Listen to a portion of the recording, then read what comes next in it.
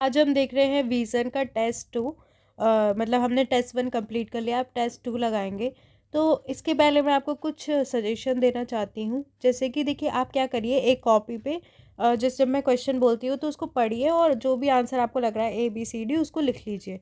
ठीक है? एक 10 100 तक लिख लीजिए नंबर्स, ठीक है? उसमें जो भी आपको आंसर लग रहा हो ABCD उसको लिख लीजिए।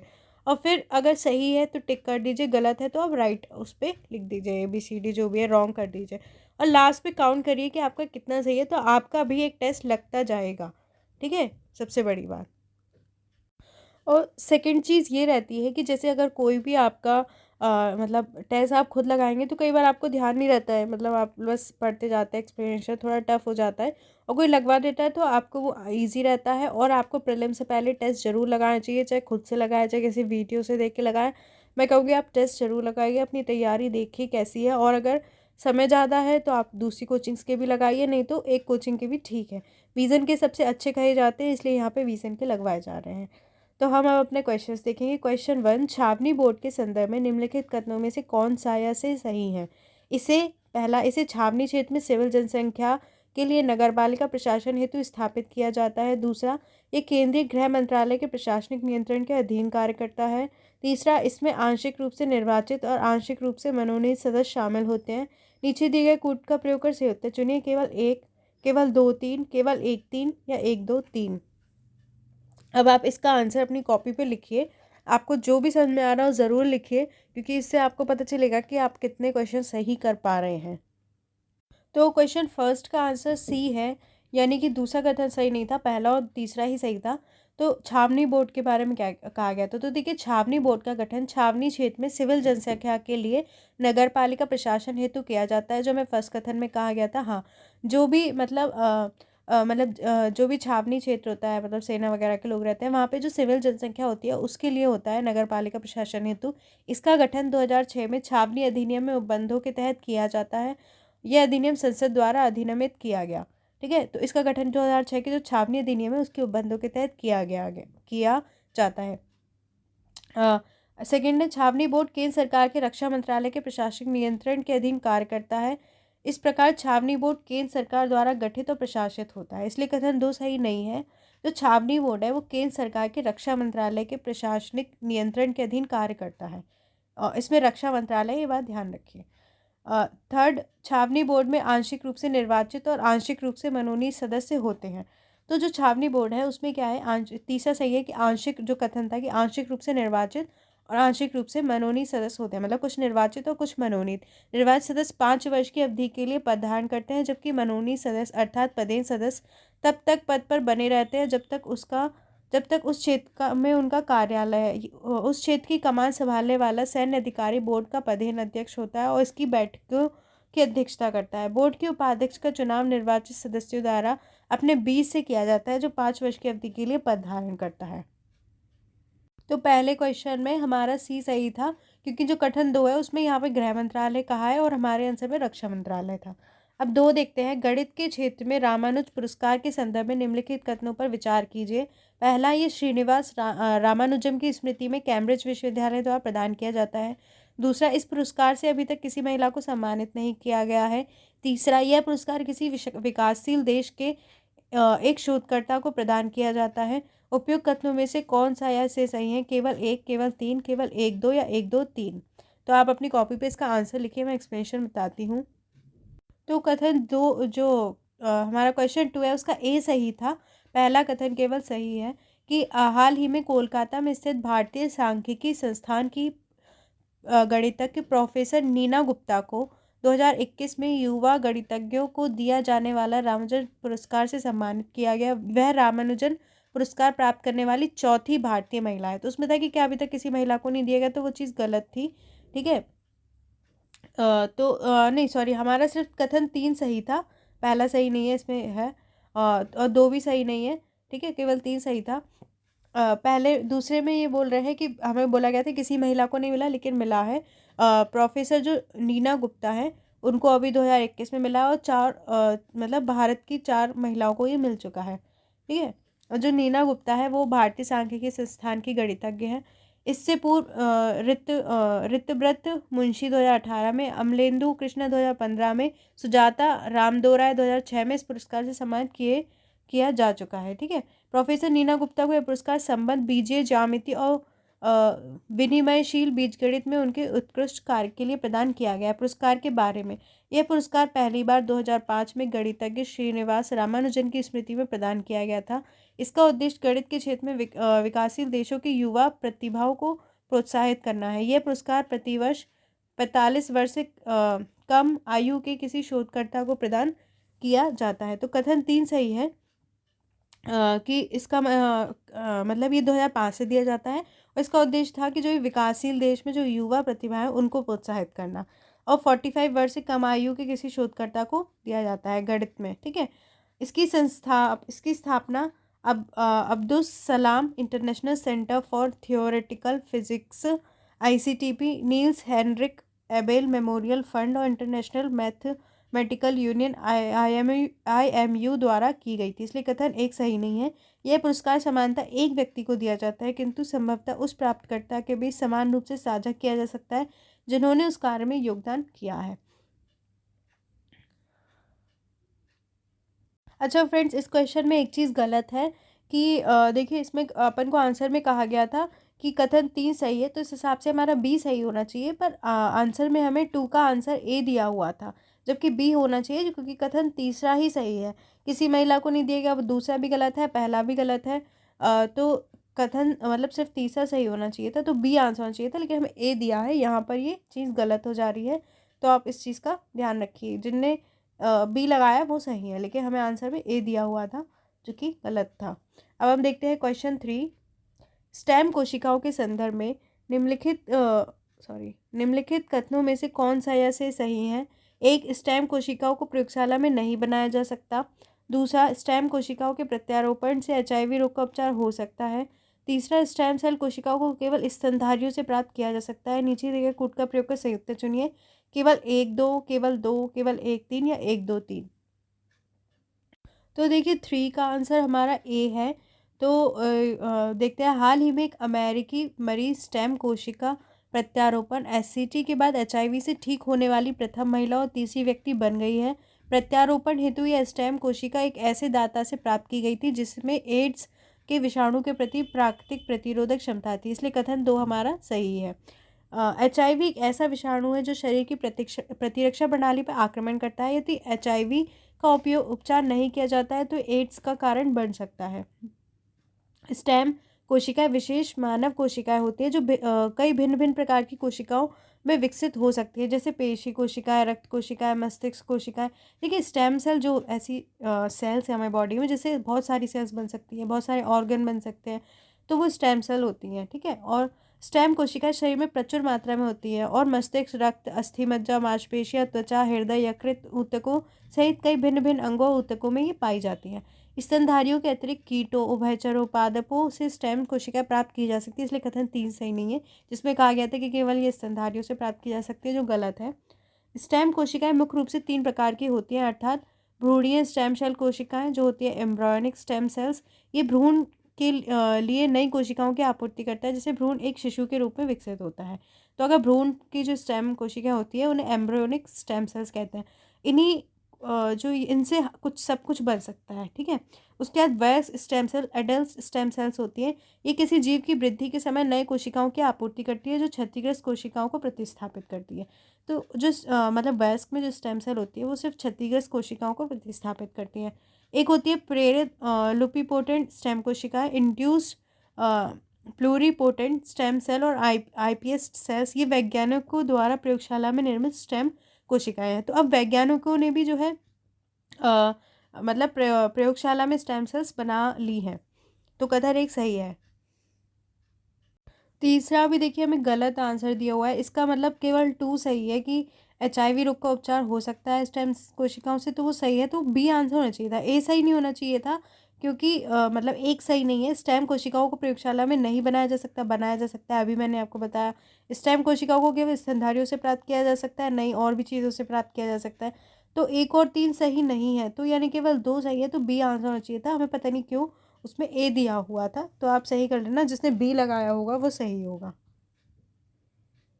चलिए अब हम देखते हैं क्वेश्चन 4। किसी राज्य के विधेयक के संदर्भ में निम्नलिखित कथनों में से कौन सा सही है? ए, राज्य के विधेयक को पारित करने में राष्ट्रपति की कोई भूमिका नहीं होती। बी, राज्य के विधेयक को राष्ट्रपति के विचार के लिए आरक्षित किया जा सकता है, लेकिन एक बार आरक्षित किए जाने के बाद राज्यपाल की कोई भूमिका नहीं होती है। सी, राज्य का विधेयक राष्ट्रपति के विचार के लिए आरक्षित किया जा सकता है, लेकिन राष्ट्रपति को विधेयक पर अपनी स्वीकृति देनी होती है। डी, उपयुक्त में से कोई नहीं। तो आप इसका आंसर बताइए। तो देखिए, फोर्थ का बी सही है। बी जो कथन था वो ही सही था कि जब राज्यपाल किसी विधेयक को राष्ट्रपति के विचार आरक्षित करता है तो उसके बाद विधेयक को अधिनियम बनाने में राज्यपाल की कोई अन्य भूमिका नहीं रहती है। मतलब जब राज्यपाल किसी विधेयक को राष्ट्रपति के लिए रख देता है कि उस पर विचार करेगा, तो उसके बाद फिर राज्यपाल की कोई भूमिका नहीं रहती, इसलिए कथन 2 ही सही था। यदि राष्ट्रपति द्वारा उस विधेयक को पुनर्विचार हेतु सदन या सदनों के पास वापस भेजा जाता है तो उसे पुनः पारित किया जाता है, तो विधेयक को केवल राष्ट्रपति की स्वीकृति के लिए पुनः प्रस्तुत किया जाना चाहिए। यद्यपि राष्ट्रपति विधेयक को स्वीकृति देने के लिए बाध्य नहीं है। यदि राष्ट्रपति विधेयक को अपनी स्वीकृति दे देता है तो वह अधिनियम बन जाता है। इसका अर्थ है कि राज्यपाल की स्वीकृति की आवश्यकता नहीं रह जाती। तो देखिए, अगर मतलब उन राष्ट्रपति के लिए उसने रखा, राज्यपाल ने, अगर राष्ट्रपति विधेयक को पुनर्विचार के लिए दे देता है वापस सदन में और उसे वो पुनः पारित करते हैं, तो मतलब फिर उन्हें राष्ट्रपति के लिए ही भेजा जाएगा, राज्यपाल के लिए नहीं। ठीक है, तो राष्ट्रपति इस पर स्वीकृति देने के लिए बाध्य भी नहीं है। अगर वो स्वीकृति दे देता है तो अधिनियम बन जाता है, उसमें राज्यपाल की फिर स्वीकृति की आवश्यकता नहीं रहती, इसलिए कथन केवल बी सही था। तो फोर्थ में केवल हमारा बी सही था। अब फिफ्थ देखते हैं। कथनों पर विचार कीजिए। एक, स्थगन प्रस्ताव केवल लोकसभा में ही प्रस्तुत किया जा सकता है। 2, अविश्वास प्रस्ताव किसी एक मंत्री या पूरी मंत्रिपरिषद के विरुद्ध प्रस्तुत किया जा सकता है। तीसरा, निंदा प्रस्ताव केवल मंत्रिपरिषद के विरुद्ध प्रस्तुत किया जा सकता है। उपयुक्त कथनों में से कौन सा ऐसे सही नहीं है? ठीक है, नहीं है पूछा है। ए, केवल 1 और 2। बी, केवल 2 और 3। सी, केवल 1 और 3। डी, 1, 2 और 3। तो फिफ्थ का आंसर हमारा बी है, यानी केवल 2 और 3 सही है, सही नहीं है। पहला हमारा सही था। पहले में था कि स्थगन प्रस्ताव जो है केवल लोकसभा में ही प्रस्तुत किया जा सकता है, तो वो सही था। और सेकंड सही नहीं था। सेकंड में कहा गया था अविश्वास प्रस्ताव किसी एक मंत्री या पूरी मंत्रिपरिषद के विरुद्ध प्रस्तुत किया जा सकता है, तो वो सही नहीं है। अविश्वास प्रस्ताव जो नो कॉन्फिडेंस मोशन है केवल पूरी मंत्रिपरिषद के विरुद्ध ही प्रस्तुत किया जा सकता है। और थर्ड मैंने बोला था कि निंदा प्रस्ताव केवल मंत्रिपरिषद के विरुद्ध प्रस्तुत किया जा सकता है। नहीं, निंदा प्रस्ताव जो है किसी एक मंत्री या पूरी मंत्रिपरिषद के विरुद्ध प्रस्तुत किया जा सकता है। ठीक है, अब देखिए, निंदा ऐसे याद रख लीजिए, किसी व्यक्ति की तो हो सकती है ना, एक व्यक्ति की भी हो सकती है, पूरी मंत्रिपरिषद की भी हो सकती है, तो वो दोनों के विरुद्ध हो सकता है। लेकिन अविश्वास प्रस्ताव जो है वो पूरी मंत्रिपरिषद के विरुद्ध ही प्रस्तुत किया जा सकता है, इसलिए 2 और 3 सही नहीं थे, 1 सही था। अब देखते हैं क्वेश्चन 6। निम्नलिखित में से कौन सा संसदीय या विधानसभा निर्वाचन क्षेत्र में निर्वाचनों के संचालन हेतु उत्तरदायी होता है? ए, रिटर्निंग अधिकारी। बी, मुख्य निर्वाचन अधिकारी। सी, जिला निर्वाचन अधिकारी। डी, निर्वाचक पंजीकरण अधिकारी।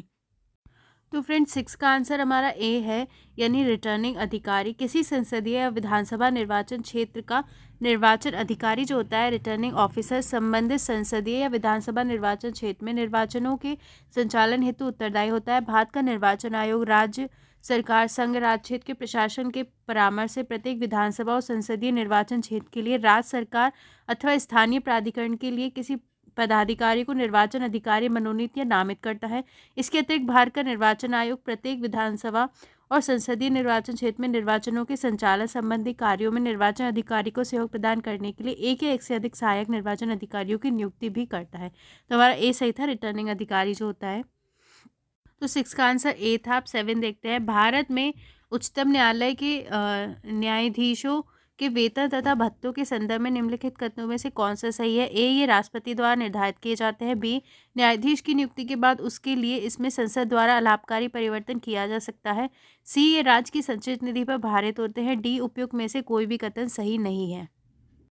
तो देखिए, जो 7 था उसका आंसर डी है कि उपयुक्त में से कोई भी कथन सही नहीं था। तो देखिए, उच्चतम न्यायालय के न्यायाधीशों के जो वेतन, भत्ते, अनुपस्थिति, छुट्टी, पेंशन आदि का निर्धारण संसद द्वारा किया जाता है। ठीक है, संसद निर्धारण करती है, इसलिए कथन ए सही नहीं है। तो इन्होंने बोला था ये राष्ट्रपति द्वारा निर्धारित होते हैं, नहीं संसद द्वारा। ठीक है, किसी न्यायाधीश की नियुक्ति के बाद संसद द्वारा इन विशेषाधिकारों या अधिकारों में उसके लिए कोई अलाभकारी परिवर्तन नहीं किया जा सकता। तो बी भी सही नहीं था, उसमें था न्यायाधीश की नियुक्ति के बाद उसके लिए इसमें संसद द्वारा अलाभकारी परिवर्तन किया जा सकता है, वो नहीं कर सकते हैं। उच्चतम न्यायालय के न्यायाधीश के वेतन भत्ते पेंशन भारत की संचित निधि पर भारत होता है। क्वेश्चन में था राज्य की संचित निधि पर। अब देखिए आपने अगर राज्य शब्द नहीं पढ़ा और आपने कहा हाँ संचित निधि पर तो होते हैं, तो ये भी गलत हो सकता है। इसलिए कथन डी सही है कि कोई भी कथन सही नहीं था 7 में। तो 7 का हमारा डी ही सही है। अब 8 देखते हैं। भारतीय राज्य व्यवस्था के संदर्भ में निम्नलिखित में से किन मामलों में राज्यपाल अपने विवेकाधिकार से कार्य कर सकता है? ए, राज्य के में संवैधानिक तंत्र के विफल होने पर आर्टिकल 356 के तहत राष्ट्रपति को प्रतिवेदन प्रस्तुत करना। 2, राष्ट्रपति के विचारार्थ विधेयकों को सुरक्षित रखना। 3, राज्य के निर्वाचन में किसी एक दल को बहुमत प्राप्त न होने की स्थिति में मुख्यमंत्री की नियुक्ति करना। नीचे दिए गए कूट का प्रयोग कर सही उत्तर चुनिए। केवल 1, केवल 1 2 3 या केवल 3। तो 8 का आंसर हमारा सी है। जो तीनों काम कथन दिए गए थे वो तीनों ही इसमें सही हैं कि संविधान का अनुच्छेद 163 का क्लॉज 1 राज्यपाल को कुछ मामलों में अपने विवेकाधिकार से कार्य करने का अधिकार प्रदान करता है। मतलब कुछ काम है जो राज्यपाल होता है, गवर्नर, वो अपने विवेक से कर सकता है। जैसे न्यायालय के विभिन्न निर्णयों परंपराओं के आधार पर राज्यपाल के विवेकाधिकार को निम्नलिखित तक सीमित कर दिया गया है। तो कौन से इसके विवेकाधिकार कार्य होते हैं? तो छठी अनुसूची के पैरा 9 के अंतर्गत असम के राज्यपाल को प्रदत्त शक्तियों का प्रयोग करना।